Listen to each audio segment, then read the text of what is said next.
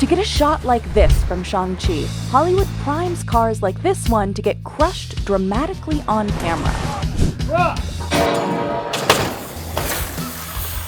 And that work is up to the team at GemFX, which sets cars up for optimal destruction in movies like Shang-Chi,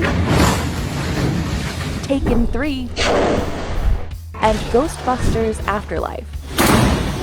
We visited Gem to see how it designs cars to get spectacularly destroyed on screen, exactly as planned.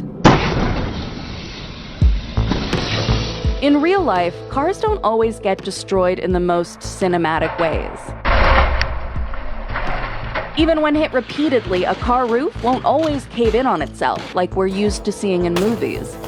That's where scoring comes in, stripping away the protective sheet metal in a car and gutting it of its support.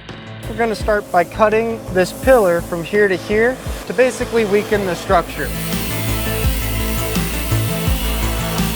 So now that we've finished our cut, we're going to take a pry bar and simply remove this small chunk of the front A-pillar. Each cut determines where and how the car will fold. We're going to go through and do some weakening cuts to help this fold a little bit easier under a little less weight. They target the A, B, and C pillars of the car. Now when you're doing this, you have to ensure not to cut the outside of the vehicle, because then it'd be visible and you could tell something's up with it. So we like to try and hide all of our stuff.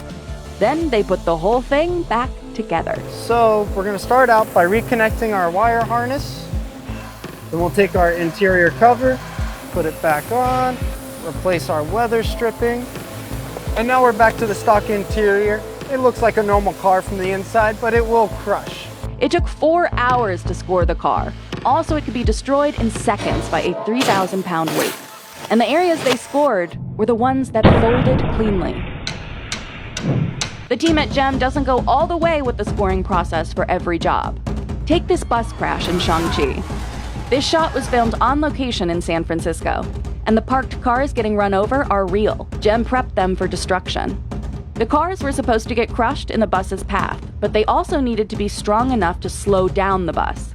So Gem only scored the upper portion of the vehicles to collapse on impact, keeping the lower portions strong. When the bus would carry over the tops of the vehicles, if it went down too far, the scene wouldn't look right. So all we wanted is just so much compression and actually provide a flat platform for the camera to track down the hill with.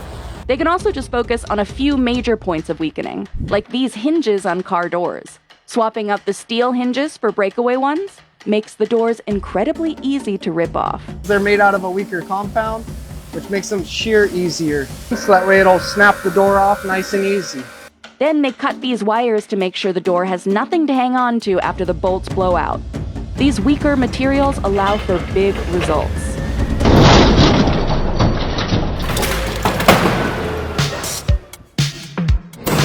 Some forms of damage can be faked, like for scenes where an actor crashes into something and the hood of their car dramatically pops up.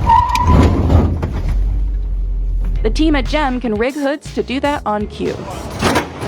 So that hood popping rig, basically we took a stock Crown Vic hood and we went inside and we actually scored it to a point. So that way when we put a cylinder on it and we pulled it, it just bent just like, soft metal. They were able to do this over and over again on the same hood, reusing it through the whole night of shooting. The shop used a similar technique to rig this truck in Ghostbusters Afterlife. And the storyline was the ghost is chasing this truck and he's punching at the truck. They had to make the doors dent practically, as if the ghost, who would be added with CG, was crashing into it. To get the effect in camera, Elia's team replicated the door panels of the GMC pickup in a soft, conditioned aluminum and attached the panels to a rig that made them buckle on cue. So that when we pulled it with a pneumatic ram on the inside, it sucked it in and looked like the ghost was punching these panels. The work isn't limited to the car itself.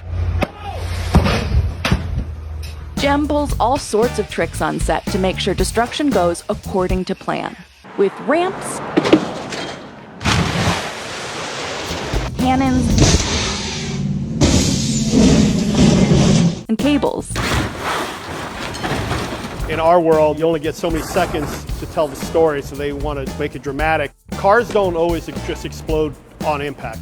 So Jem gives them a little help.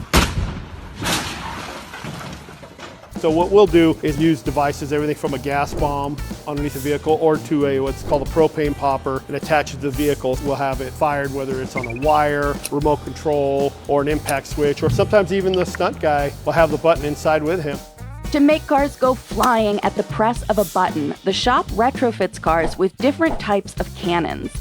Like on this test run, for which the team was asked to split a truck in half. They built a 10-inch dual cannon system to pull it off, and used this system on a larger scale for this highway chase in Taken 3. You had to start with tractor trailer coming down the highway, having a jackknife, so much impact that it caused the sea container to fall off the trailer, so much speed that when it did hit the ground, it rolled and ran over cars.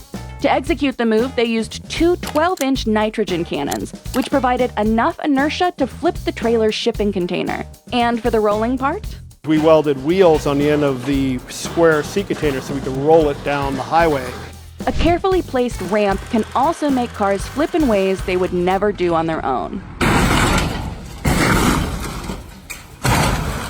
So when they come in and they hit that ramp, then the angle of the kicker at the end is what will send the car spiraling and flipping over at speed. Productions hide ramps on the blind side of cars, and also use set decoration like roadblocks. When a destruction scene calls for a car to follow a very specific trajectory, the job often involves cable rigs, which can make the cars crash or spin in a predetermined fashion. Jem builds cable accelerators to pull heavy vehicles in a desired direction fast.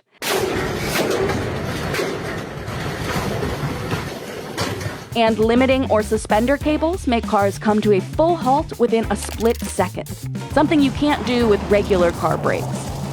They used these cables in Bright. David Ayer wanted us to have a Suburban come in, hit this imaginary wall, and stop on a dime. And it was all shot very, very stylistic. So you had a side profile and picks up the crumpling of the hood. So what we did is we did a pull cable forward, but we also had a stop cable going to the front of the nose of the bumper. We actually scored and weakened the front. So we collapsed it back and held the vehicle from crossing that imaginary barrier.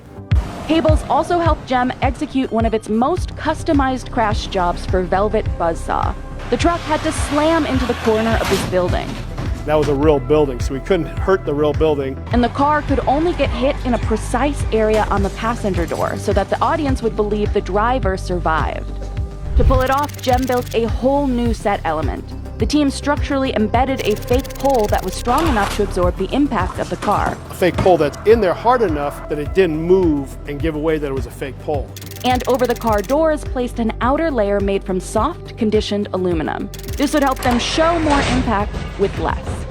For a crash that might look random and chaotic, Jem's team will spend hours testing and experimenting to make sure everything happens exactly how they want it to.